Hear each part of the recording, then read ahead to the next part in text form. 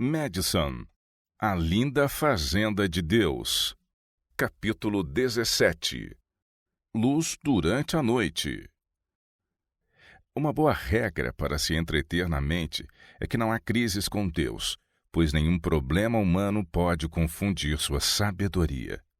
Harry Moore Tippett, Who Waits in Faith, Quem Aguarda com Fé, página 12. A escola de Madison entrara na década de 1940 como um grande veleiro em movimento, com todas as velas abertas e o vento em popa. Edward Alexander Sutherland, ainda ao leme da embarcação, viu águas agitadas pela frente. A Segunda Guerra Mundial começou na Europa em 1939 e o Dr. Sutherland lembrou-se das experiências da Primeira Grande Guerra. Madison teve seu crescimento e expansão no período entre as duas guerras mundiais, e todo o seu progresso e expansão fora de tal natureza que as duas instituições estavam preparadas para suportar as restrições impostas pela guerra e suas muitas dificuldades. Enquanto Madison marchava para o holofote da aclamação e do prestígio público, os Estados Unidos entraram na guerra contra o imperialismo totalitário. Tendo andado com Deus durante os primeiros 40 anos do século XX, o Dr. Sutherland encarou as mudanças de sua avançada idade com uma fé inabalável e uma perspectiva alegre. Ele ainda mantinha sua íntima amizade com o Dr. Percy Magan. Todavia, agora a saúde de Percy começava a declinar, e em 1942 deixou a posição que ocupava durante tantos anos como líder da College of Medical Evangelists. Um ano após o fim da Segunda Guerra Mundial, ocorreu uma mudança na relação entre o Dr. Sutherland e a Associação Geral. Durante a maior parte dos anos em que ele e seus leais associados lutaram contra os grandes problemas de Madison, a igreja organizada colocou-se de lado, apenas observando, sem dar muito auxílio ou estímulo. Muitas vezes os líderes foram críticos e em outras até mesmo hostis. Agora, os líderes convidaram Edward Alexander Sutherland para comparecer à reunião da Associação Geral de 1946 e apresentar um relato sobre suas duas instituições e o que Deus fizera por elas. Os líderes da igreja haviam notado a publicidade mundial por meio do artigo da Reader's Digest, revista Seleções, e de outros periódicos e jornais. A obra de Madison, fundamentada no conselho direto de Ellen White e levada avante de acordo com a direção de Deus, não mais podia ser ignorada. Cerca de 50 pequenas réplicas de Madison estavam funcionando nos estados do sul dos Estados Unidos, e a influência de Sutherland e sua obra espalharam-se pelo mundo. Além disso, o Dr. Sutherland era respeitado e admirado pela maioria dos membros da igreja. O clamor por mais instituições de sustento próprio não podia ser negado ou desconsiderado. O Dr. Sutherland foi até a Associação Geral, e Deus foi com ele. Contou sua história e o Espírito de Deus abriu os corações para compreender e receber o relato.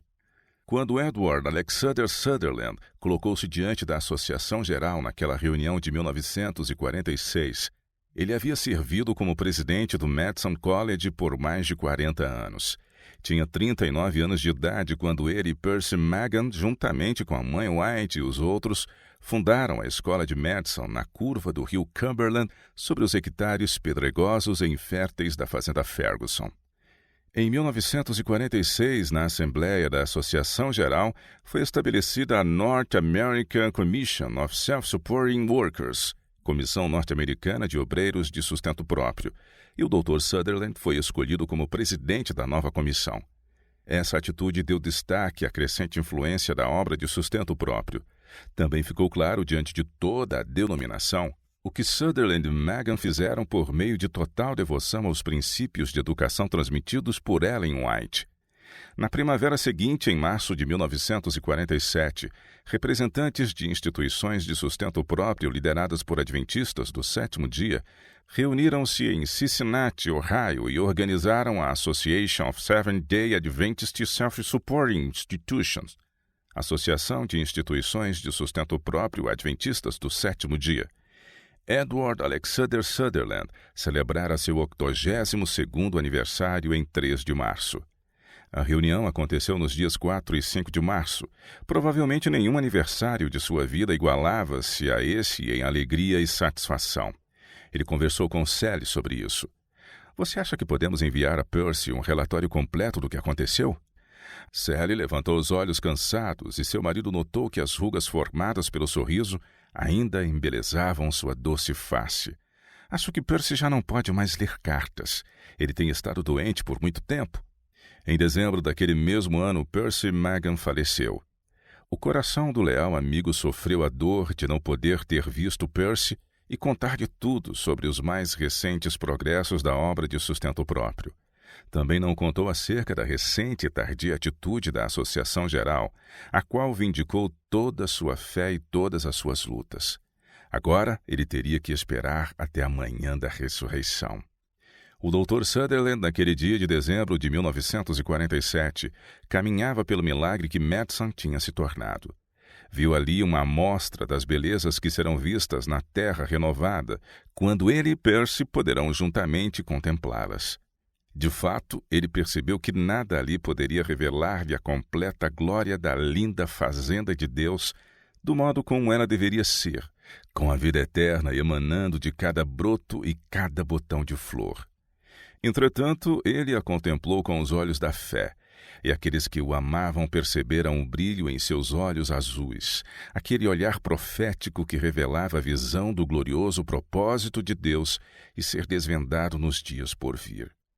As novas responsabilidades do Dr. Sutherland na Associação de Instituições de Sustento Próprio levaram-no frequentemente à sede da igreja em Washington, D.C. e mantinham-se ali durante períodos de tempo variados. Não podia levar Sally consigo, pois ela já estava frágil demais. Em 1954, o casal frequentemente conversava sobre a alegre celebração dos 50 anos de Madison, mas Sally não viveu para participar das festividades. Ela adormeceu em 1952. As sombras da noite começaram a envolver o heróico e velho pioneiro. Percy tinha descansado há 5 anos, e agora sua Sally. Ao lado do caixão contemplou aquele amado rosto e o conforto de Deus o envolveu. Sua face, que durante mais de meio século fora posta como um seixo olhando para Sião, Isaías 50, verso 7, adquiriu novas linhas de esperança e determinação. Olhou para os filhos, Dr. Joe e Yolanda, e sabia o quão abençoado ele havia sido em ter Sally como esposa, companheira e mãe de seu filho e de sua filha.